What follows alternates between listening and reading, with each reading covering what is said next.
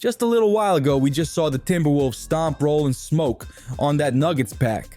The Wolves just came from the top ropes, completing the greatest comeback in Game 7 history. They were able to squash a 20-point third quarter lead through straight grit and tenacity. From the veteran leadership of Mike Conley to the timely buckets of Jaden McDaniels, the role players of the Wolves were firing on all cylinders. We also can't forget about Cat and Gobert either.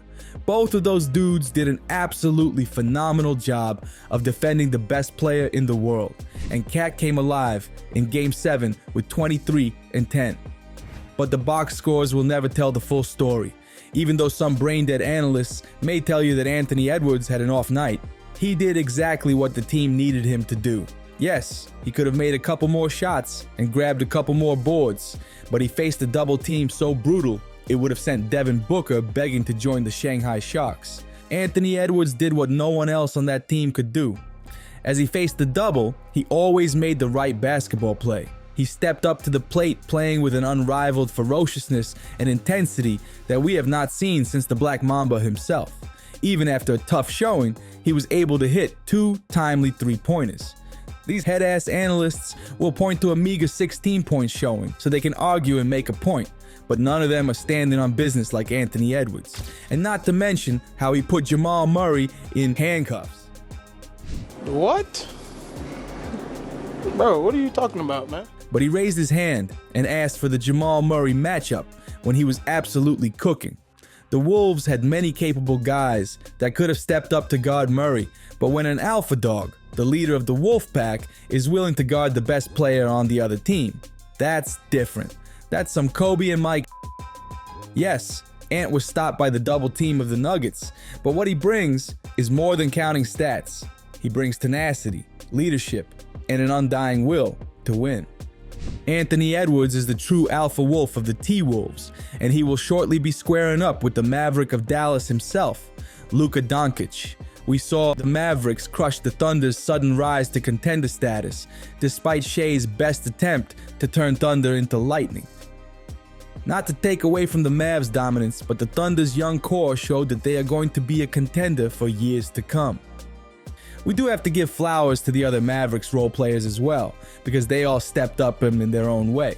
Daniel, Gafford, and Lively were key to locking up the paint.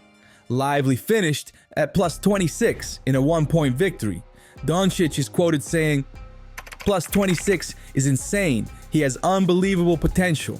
I'm glad the Mavs drafted him." Don't forget about the stellar shooting performances from PJ Washington as well. He provided much-needed scoring for the Mavericks and even penciled 3 20-point games against the Thunder. We saw Kyrie rise to the occasion despite his earth being so flat. He's now 14-0 in close-out games. But we can't talk about the Mavericks' success without talking about Luka Magic. Luka put on an absolute display of basketball greatness, averaging 25, 10, and 9 in the series on great efficiency. He was a savage, hitting timely buckets and leading his team in a dominant win in 6 games. And similar to Edwards, Luka Magic's wizardry isn't only shown in his counting stats. He showed us that he is one of the greatest playoff rises in history. He has consistently shown year over year that no moment is too big for him. When the lights are the brightest, he never hides. And despite what the media wants you to think, Luka can play defense. He really made some key defensive stops throughout the series. If you look at the box score, it does not tell the full story. Luka is showing his team what it takes to be the best in the world. He is literally playing in an 85-year-old grandpa's body with a busted knee, a strained back, and a sprained ankle. But what does he do? Does he load manage and cry about how his body hurts? Hell no! Is playing right now the right decision? Probably not. But if he opted to sit out, he wouldn't be Luka Doncic. He is leading by example and showing his team that nothing, not even his broken body, will hold back the victorious spirit of Luka Magic. And when his teammates see how strong the leader is, they all shut their mouths, grit their teeth, and fight to the bitter end. This is a perfect example of why a true alpha dog is needed for a winning franchise, and why this matchup will decide the next face of the league. But this discussion actually parlays perfectly into the analysis of the matchup. Luka's bravery and courageousness may actually be his kryptonite. As I mentioned before, Luka is not healthy, But with true champions, sometimes your mind writes checks that your body can't cash. The Mavericks hero is bleeding, and the Wolves alpha dog is hungry for blood. The only way that the Mavericks are going to be able to make waves in this series is if Kyrie is able to carry the scoring burden. Kyrie is more than capable of doing this, but the Wolves' wing defenders are tough to deal with.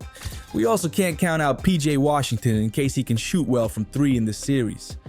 For the big man matchup, the Mavs need to see Lively and Gafford defend and cage Cat.